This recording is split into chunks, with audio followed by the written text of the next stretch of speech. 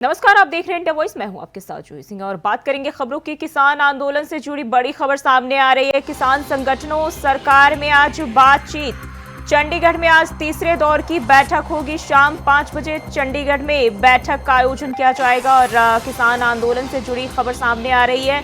किसान संगठन और केंद्र सरकार के बीच आज तीसरे दौर की बातचीत होगी, जो कि चंडीगढ़ में आयोजित की गई है बैठक। और शाम को 5 बजे यह बैठक होगी, जब किसान संगठन और केंद्र सरकार के बीच जो है बातचीत होगी। तो बड़ी जानकारी सामने आ रही है। किसान आंदोलन को लेकर चंडीगढ़ में आज तीसरे दौर की बैठक होगी।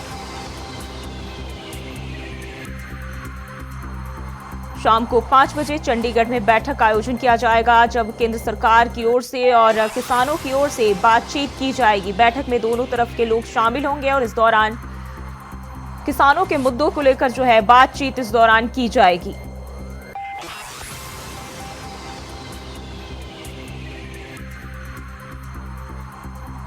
तो किसान और सरकार के बीच जो है बातचीत होगी और शाम को 5 बजे चंडीगढ़ में बातचीत की जाएगी।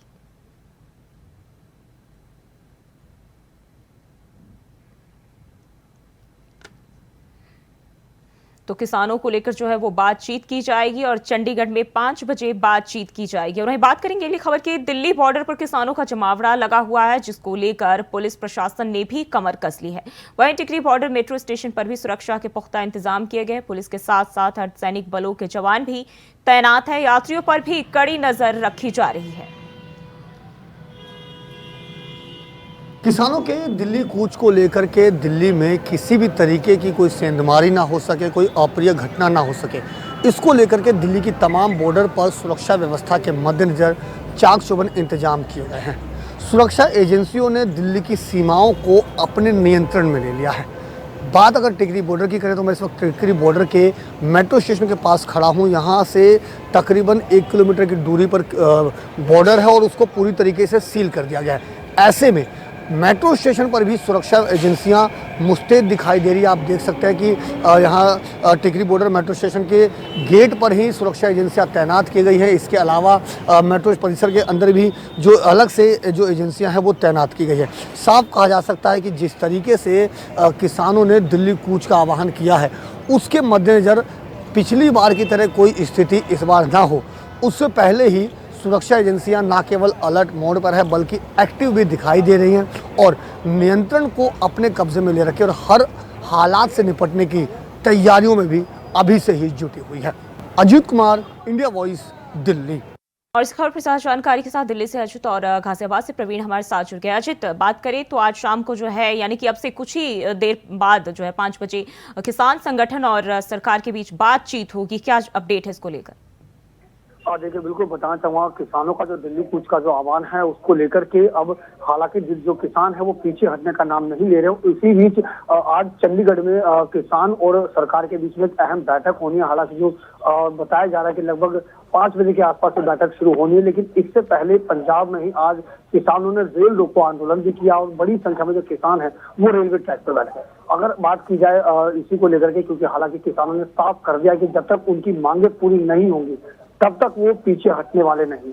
यानी कि साफ तौर पर कहा जा सकता है कि इस बार किसान एक बार फिर से आमने सामने की लड़ाई में आ चुके हैं। यहाँ सामने सरकार है और एक तरफ किसान है, और कहीं ना कहीं इन किसानों और सरकार के बीच की जो लड़ाई है, इस बीच में जो दिल्ली की जनता है, जो आम लोग है, वो कहीं ना कहीं इसको काफी जो दिक्कत है, समस्याओं का सामना करना पड़ रहा है। अगर मैं बात करूं टिकरी बॉर्डर पर मैं खड़ा हूं और टिकरी बॉर्डर की तस्वीर अगर मैं बात करूं तो टिकरी बॉर्डर की तस्वीर भी कुछ इसी तरीके से है, जहां पर कई लेयर में जो सुरक्षा घेरा है वो बनाया गया है और अलग अलग लेयर में जहां एक सीआरपीएफ से लेकर आरएएफ, दिल्ली पुलिस के जवान, तमाम जो अर्धसैनिक बल हैं वो यहाँ पे तैनात किए गए हैं, ताकि जो पिछली बार की जो स्थिति, जो पिछली बार जो दिल्ली के तमाम बॉर्डर पर जो हालात बने थे वो इस बार ना बन सके और उससे पहले ही जो किसानों को वापस भेजा जाए। हालांकि देखना होगा, क्योंकि आज इससे पहले एक बड़ी बैठक होनी है जो शाम के तकरीबन 5 बजे की बैठक बताई जा रही है, जो किसान और केंद्र सरकार के बीच में होनी है। तो देखना होगा कहीं ना कहीं वो बैठक किस तरह के, कितनी सुखद होती है, कितनी जो बैठक का जो नतीजा है वो क्या आता है। कहीं ना कहीं फिलहाल जो सबकी निगाहें हैं वो उस बैठक में ही टिकी हुई। जी प्रवीण, किसानों की ओर से कहा गया है कि बैठक होने तक जो है हम दिल्ली की ओर कूच नहीं करेंगे, यानी उन्होंने साफ तौर पर कहा है कि बैठक तक हम शांति बनाए रखेंगे। तो क्या बैठक के बाद अगर सहमति नहीं बन पा रही है तो आगे क्या हो सकता है? जो ये आपको बता दें, लगातार जो किसानों की है पिछले 2 बार मीटिंग उनकी सरकार के मंत्रियों से हो चुकी है और लगातार 4 दिनों से वो सिंधु बॉर्डर पर उस पर शंभू बॉर्डर पर प्रदर्शन भी कर रहे हैं, लेकिन उनके बीच में किसी तरीके की कोई सहमति बनती नहीं दिखाई दे रही है। अब जैसे कि अब 30 करोड़ की उनकी सरकार से जो मीटिंग होगी उसके बाद ही नतीजा निकल कर आएगा कि उनकी मांगे जो है मानी जाती है नहीं। अगर मांगी मानी जाती है तो निश्चित ही उनको अपना आंदोलन वापस ले लेंगे, लेकिन जो हमें जानकारी मिल रही है उस हिसाब से लगता है कि सरकार उनके आगे झुकने को तैयार नहीं है। दरअसल सरकार का भी अपना एक तर्क है जो कि बताया जा रहा है कि किसान की जो एमएसपी है अगर वो लागू की जाती है, गारंटी कानून बन जाता है, तो सरकार को कहीं ना कहीं जो आर्थिक स्थिति है देश की उसमें बड़ा नुकसान हो जाएगा। 40 लाख करोड़ का जो अतिरिक्त बोझ सरकार पर बढ़ेगा, जिस वजह से सरकार एमएसपी कानून बनाने में इतनी बड़ी जो समस्या बनती जा रही है। सरकार अगर कानून बनाती है तो किसान अपना निश्चित आंदोलन वापस ले लेंगे, लेकिन 5 बजे की मीटिंग के बाद ही यह नतीजा निकलेगा कि किसान की जो उनकी मांगे हैं वो पूरी की जाती है नहीं की जाती है। जो उनकी 12 सूत्रीय मांगे हैं उनमें से किसानों की जो मांगों थी उसमें से सरकार ने कुछ मांगों को पूरा करने का वादा किया था और वादा करते हुए सरकार ने कहा है कि जो आपकी 3 मांग रह गई है उस पर हम विचार करेंगे। लगातार केंद्र के जो मंत्री हैं पीयूष गोयल, नित्यानंद और अर्जुन मुंडा लगातार उनके संपर्क में है और कृषि मंत्री राजनाथ सिंह जो पहले कृषि मंत्री भी रह चुके हैं, वर्तमान में रक्षा मंत्री है, वो भी लगातार किसान दलों के नेता से बातचीत कर रहे हैं, लेकिन उनके बीच कोई समझौता बनकर नहीं आ रहा है। जी, और हमारे साथ बलजीत सरना भी पटियाला से जुड़ गए। बलजीत, अब से बस कुछ ही देर में जो है किसानों और सरकार के बीच जो है बातचीत होगी, क्या लगता है इन किसानों के प्रदर्शन का कितना असर इस बैठक में देखने को मिल सकता है?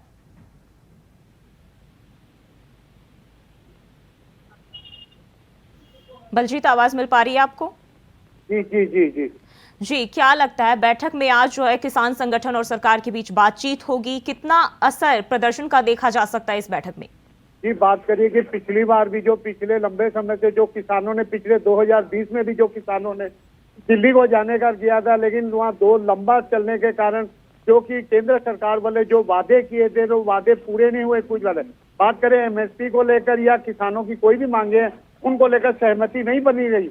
लेकिन बात करिए आज जो 2-3 मीटिंगें हो चुकी है, लेकिन उसमें किसानों का कोई सिक्का ना निकलने कारण की जो कि आज शंभू बॉर्डर ला लिए या तो खरौरी बॉर्डर ला लिए, जो किसान वहां पर आज डटे हुए हैं कि उनकी जिद है कि हम दिल्ली किसी हाल में भी जाएंगे। लेकिन बात करेंगे आज की जो मीटिंग में, अगर आज की मीटिंग में अगर कोई सिक्का निकलता है फिर तो किसान अपने अपने घर पे चले जाएंगे, सहमति बनती है। लेकिन कहीं ना अगर ना बनता तो इससे भी बड़ा जोड़ा कि रोज तो किसानों की तरफ से देखने को मिलेगा।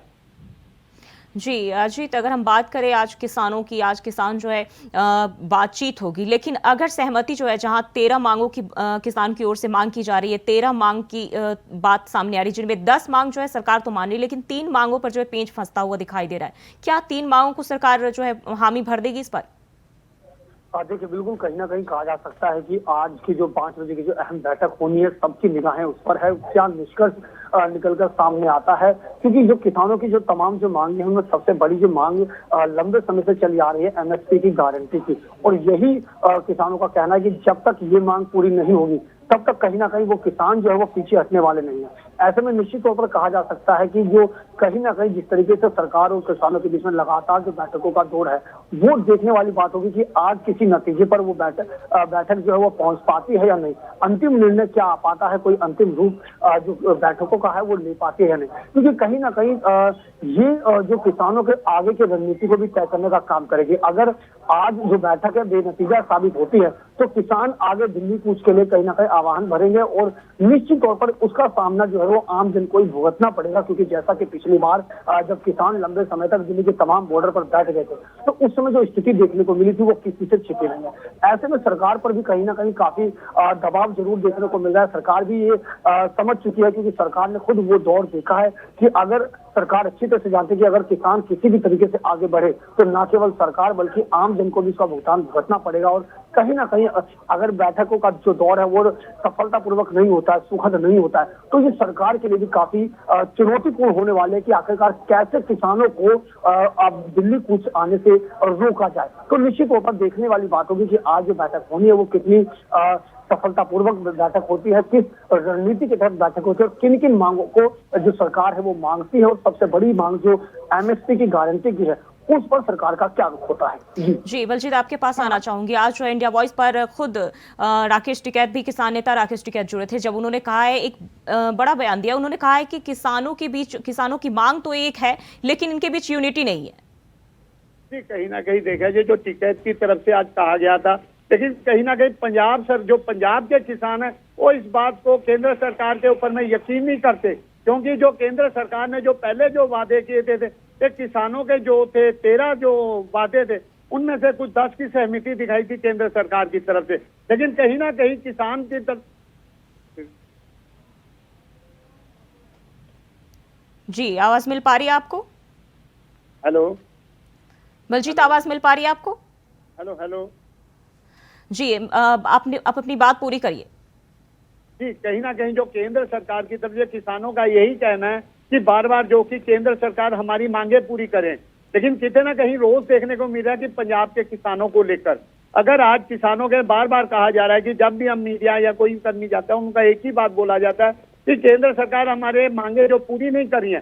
जो आज ये नौबत देखने को मिली है कि जो बॉर्डर जो कि पाकिस्तान से क्या केंद्र सरकार जो पंजाब सरकार वाले बोले जा रहे हैं या हरियाणा के जो मंत्री बोले जा रहे हैं कि इसको पाकिस्तान का बॉर्डर बना लिया गया कि यहाँ के लोग उधर नहीं जा सकते, वहाँ के लोग यहाँ नहीं आ सकते, लेकिन कहीं ना कहीं देखते अगर आज की जो मीटिंग में अगर कोई किस्सा निकलता है फिर तो किसान की सहमति बनती है। जी प्रवीण, आपके पास आना चाहूंगी। किसानों के प्रदर्शन को लेकर हरियाणा सरकार की ओर से जो बयान सामने आया है उसमें उन्होंने साफ तौर पर कहा है कि हमें किसान के प्रदर्शन से कोई लेना देना नहीं है, हमें उससे कोई तकलीफ नहीं है, हमें बस उनके प्रदर्शन करने के तरीके से तकलीफ है। जी, आपको बता दें किसान जो है लगातार जब सरकार से उन्होंने पहले शांति वार्ता की, जब शांति वार्ता से उनकी जब विफल हो गई उसके बाद ही किसानों ने आह्वान किया था दिल्ली कूच करने का, लेकिन जब किसानों को बॉर्डर पे रोक दिया गया था तो किसान जब उनसे सरकार से सीधी बातचीत करना चाहता था लेकिन सरकार ने उनसे सीधी बात लेकर जिसको लेकर वो उग्र हो गए और लगातार जब बॉर्डरों पर उनको रोका गया, पुलिस बल बढ़ा दिया गया और उनका पथराव किया गया तो ये स्थिति बिगड़ गई, जिसको देखते हुए किसान भी ये कह रहे हैं कि हम तो सीधा सरकार से बात करना चाहते हैं, ना कि हम कोई रास्ता रोक रहे हैं। रास्ता जो रोक रही है सरकार रोक रही है, हमें दिल्ली में जाने से रास्ता हमारे प्रवेश कर रही रोक रही है, जिसको लेके हमारा किसान सरकार से और जनता से किसी तरीके की हमारी कोई लड़ाई नहीं है, सिर्फ हमारी लड़ाई है हमारे जो मांग है उसको लेके। सरकार हमारी मांग पूरी कर दे, हम आंदोलन को समाप्त करके अपने घर वापस लौट जाएंगे, लेकिन सरकार की तरफ से अभी किसी तरीके का किसानों की जो मुख्य जो 3 मांग रह गई है उसको पूरा नहीं किया जा रहा, जिसको लेकर लगातार मीटिंग का भी दौर जारी है। लेकिन किसान अगर वादा कर रहे हैं कि हमारी मांगे पूरी कर दी जाए, जो एमएसपी की मांग है, अगर एमएसपी की मांग हमारी पूरी हो जाती है तो हम यहाँ आंदोलन समाप्त करके शांतिपूर्वक से अपने घर की तरफ लौट जाएंगे। लेकिन सरकार लगातार उनके संपर्क में है, मीटिंग का दौर जारी है, मीटिंग भी एक तरीके से सरकार उनको बुला के उनके, आपको बताए 50 से ज्यादा किसानों के दल हैं जो अलग अलग तरीके से संगठन उनके जो नेता हैं वो प्रदर्शन कर रहे हैं अपनी मांगों को पूरी करवाने के लिए, लेकिन सरकार कहीं ना कहीं उनके आगे झुकने को तैयार नहीं है। सरकार के लगातार मंत्री उनके संपर्क में है और किसान भी लगातार सरकार से यही अनुरोध कर रहे हैं कि हमारे जो मांगे हैं उन्हें पूरी कर दो, हम किसी से हमारी कोई लड़ाई नहीं है, ना पुलिस से ना सरकार से, हम वापस लौट जाएंगे। लेकिन दोनों के बीच में किसी तरीके की कोई सहमति नहीं है, ना सरकार झुकने को तैयार ना किसान झुकने को तैयार है। कहीं ना कहीं किसी को तो पहल करनी पड़ेगी जब ये आंदोलन समाप्त होगा। जी अजित, राकेश टिकैत की तरफ से ये भी बयान सामने आया है कि मैं अपनी बात उन्होंने रखा है कि मैं किसी संगठन के साथ नहीं हूं, यानी किसी भी किसान संगठन के साथ नहीं हूं, लेकिन मैं किसान के मांगों के साथ हूं।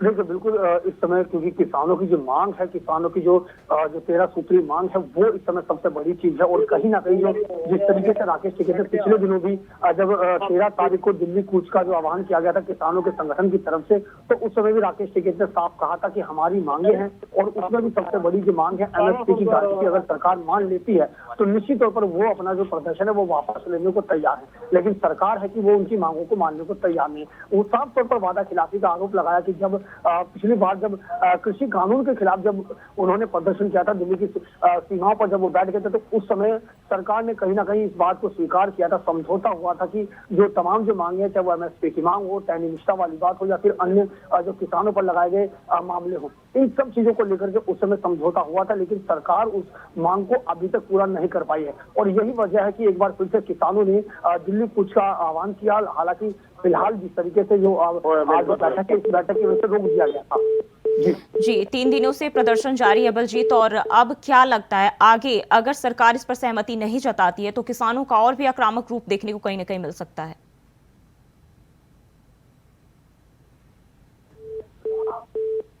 बलजीत, आवाज मिल पा रही है आपको? लगता है संपर्क टूट गया, दोबारा जोड़ने की कोशिश करेंगे। प्रवीण, यही सवाल आपसे, क्या लगता है अगर आज सहमति नहीं बन पाती है तो क्या आगे किसानों को और भी उग्र प्रदर्शन देखने को मिल सकता है?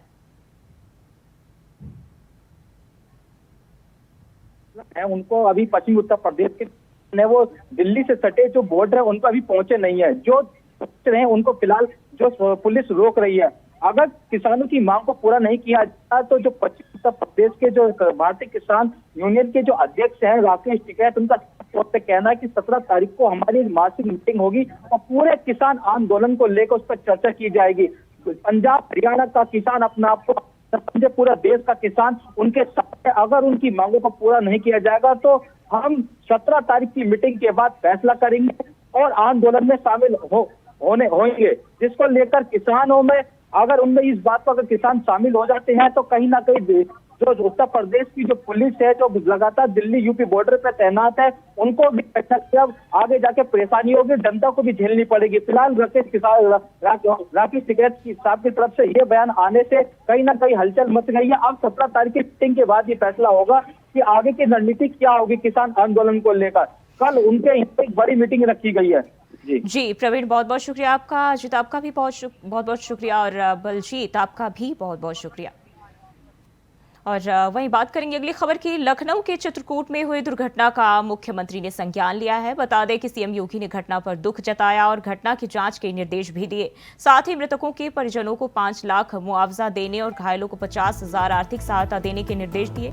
वहीं घटना की जांच के लिए एडीजी की अध्यक्षता में कमेटी गठित की गई जो मामले की जांच करेगी।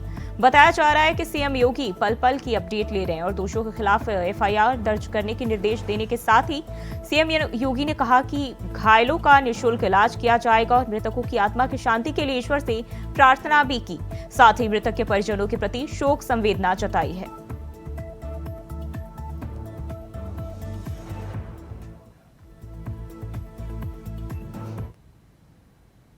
और यूपी के राज्यसभा चुनाव में बीजेपी ने 8वां प्रत्याशी उतारने का ऐलान कर दिया है। बता दें कि 8वें प्रत्याशी के रूप में संजय सेठ नामांकन दाखिल करेंगे। वहीं इस निर्णय से प्रदेश में राजनीतिक सरगर्मियां बढ़ गई है, जिसके लिए संजय सेठ बीजेपी कार्यालय पहुंच गए।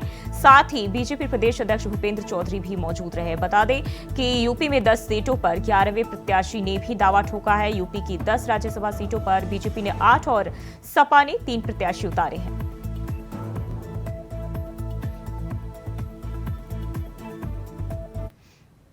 वहीं समाजवादी पार्टी में कलेश जो है जारी है, जिसके चलते राज्यसभा चुनाव में सपा के साथ खेला हो सकता है। बता दें तीसरे कैंडिडेट को लेकर पेंच फंसने की संभावना दिखाई दे रही है। और इसी बीच बीजेपी ने 8वें कैंडिडेट यानी संजय सेठ का नामांकन कराया। इसी को लेकर इंडिया वॉइस ने भाजपा के राष्ट्रीय महासचिव अरुण राजभर से बातचीत की। सुनिए उन्होंने क्या कुछ कहा। की तरफ से जो सुगबुगाहट चल रही है, अगर 8वां प्रत्याशी आता है तो जिस तरीके से 8वें प्रत्याशी को जिताने की रणनीति बनेगी, एनडीए के जो शीर्ष नेतृत्व जो तय करेंगे उस हिसाब से स्वतंत्र भारतीय समाज पार्टी उनके साथ खड़ी रहेगी। हमें विपक्ष के भी तमाम विधायकों का साथ मिलेगा। मुझे उम्मीद है कि बहुत सारे लोगों के अंतरात्मा की आवाज जगेगी और वो वास्तविक जो सामाजिक न्याय और पिछड़े दलित आदिवासियों के हित की लड़ाई एनडीए सरकार लड़ रही है उसके साथ ये लोग खड़े होंगे। और जो विरोध में खड़े होंगे उन लोगों के हिसाब से अगर देखेंगे उनमें जो आज भी पीडीए की लड़ाई लड़ना है, जो उनमें विरोधाभास दिख रहा है, उसमें भी बड़ी संख्या में वो हमारे 8वें प्रत्याशी के समर्थन में खड़े होंगे और हमारी ही प्रत्याशी की जीत होगी। फिर 8वीं सीट को लेकर जो एनडीए का वोटों का गणित है वो तो काफी पीछे है, फिर कैसे मैनेज होगा? क्या सिर्फ हराने के लिए ऐसा किया जा रहा है? देखिए, वर्तमान के विधानसभा की सीटों को अगर देखा जाएगा तो उस हिसाब से 289 के लगभग हमारे विधायक आज के डेट में हैं और उसमें 7 सीटों के कम पड़ रहे हैं। 7 सीटें हमारे विपक्ष के लोग आप हमारे साथ खड़े होंगे, बड़े अंतराल से हम लोग जीत के तरफ बढ़ेंगे और हमारे ही प्रत्याशी की जीत होगी। और जिस तरीके से लोगों के मोह भंग हो रहे हैं विपक्ष के नेताओं का, तो वो मोह भंग वाले लोग हमारे साथ दिखेंगे और वही लोग कामयाबी के रास्ते तक ले जाएंगे। आपका इशारा अपना दल कमेरावाद की कमेरावादी की नेता और सपा विधायक पल्लवी पटेल की तरफ है? देखिए, हम किसी का नाम नहीं लेना चाहते हैं, हम ना किसी के ऊपर इशारा कर रहे हैं। सारे लोग समझ रहे हैं कि हमारे समाज के हित कहाँ होगा, हमारे समाज के बारे में कौन सोच रहा है। वो अपने हिसाब से सोच विचार करके ही लोग निर्णय लेंगे। क्या लगता है पल्लवी पटेल के साथ और भी कई विधायक हैं जो पीडीए की जगह, अब सपा की जगह भाजपा के कैंडिडेट को वोट करेंगे? अब देखिए, अब हम सबके मन की बात नहीं जानते हैं, लेकिन बस इस बात की जान रहे हैं कि जब व्यक्ति जग जाहिर हो जाता है, अपनी सोच को उजागर कर देता है कि हम किस दिशा में जा रहे हैं, तो सही जाहिर सी बात है कि उनके भी संपर्क में कुछ लोग होंगे जो हमारे 8वें प्रत्याशी के समर्थन में आएंगे और वो लड़ाई आगे बढ़ाने का प्रयास करेंगे। पल्लवी पटेल जी आपकी बहुत पुरानी साथी रह चुकी हैं, उनके लिए आप अभी हाल ही कुछ महीने पहले जब आप इस बार एनडीए में नहीं आए थे, आप सड़क पर भी उतरे थे, और कल जब उन्होंने ऐसा बयान दिया नाराजगी भरा, तो आपने संपर्क करने का प्रयास तो किया? नहीं, हमें जरूरत नहीं है हम संपर्क करने की। अभी हम उनके लिए क्या संपर्क करें, वो अपने पार्टी के मालिक हैं, अपना निर्णय वो खुद लेंगे। और अगर उनको लगेगा कि नहीं हमारा उचित सम्मान यहाँ नहीं है, तो जहाँ उचित सम्मान होगा वहाँ वो दिखाई देंगी, वहाँ खड़ी होंगी। अब क्या लगता है कि जो पल्लवी पटेल सवाल उठा रही है पीडीए को लेकर कि पीडीए की रणनीति का उल्लंघन हुआ है, क्या सही है? देखिए, माननीय प्रकाश राजभर जी और सुहेलदेव भारतीय समाज पार्टी वास्तविक पिछड़े, दलित, आदिवासी, कमजोरों की लड़ाई लड़ रही, वंचितों की लड़ाई लड़ रही है। उनको भी लग रहा है कि जो लड़ाई एनडीए सरकार के साथ खड़ा होकर के माननीय प्रकाश राजभर लड़ रहे हैं वही लड़ाई सही है। बाकी जो लोग लड़ रहे हैं सिर्फ धोखा देना है और छल करने जैसा लड़ाई है। आपके नेता ओम प्रकाश राजभर जी का बयान आया है कि जल्द ही अपना दल कमेरावादी और सपा में भी तलाक हो सकता है, क्या कहना है इसका? अब तो जिसके साथ है उनके दल के जो मुखिया हैं, अगर उनका यही स्थिति रवैया रहेगा, इसी तरह के व्यवहार रहेंगे, तो मुझे लगता है कि वो तो माननीय विधायक हैं, उनके साथ संगठन के बहुत सारे पदाधिकारी वो एनडीए की तरफ खड़ा होते आने वाले चुनाव के समय दिखाई देंगे। और बहुत बड़ा टूट होने वाला है, बहुत बड़ा भगदड़ होने वाला है। लोगों में नाराजगियां बहुत है, लोग अपनी नाराजगी का व्यक्ति देखिए समय आने पर दिखाएंगे कि जिस तरह से लड़ाई शुरू हुई थी चौधरी चरण सिंह के समय में, लोहिया जी के समय में और जनेश्वर मिश्र के समय में, वो माननीय मुलायम सिंह के समय में जो लड़ाई शुरू हुई तो उस लड़ाई से लोग भटक गए हैं। उस लड़ाई को आगे बढ़ाने का कोई और काम कर रहा है। चर्चा चल रही है कि आपके जो विधायक हैं उसमें भी कई विधायक ऐसे हैं जो सपा के फेवर में वोट कर सकते हैं। ये सब हवावादी बातें हैं, ये समाजवादी पार्टी प्रचार कर रही है, झूठा प्रचार करा रही है। ऐसा कोई कुछ नहीं है। हमारे सभी विधायक सुहेलदेव भारतीय समाज पार्टी इंडिया के साथ खड़े।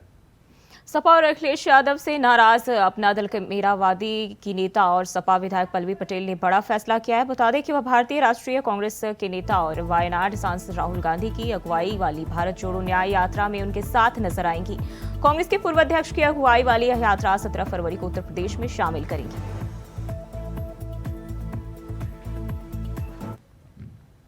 और बुलेटिन में फिलहाल के लिए बस इतना ही। खबरों के लिए बने रहिए इंडिया वॉइस के साथ।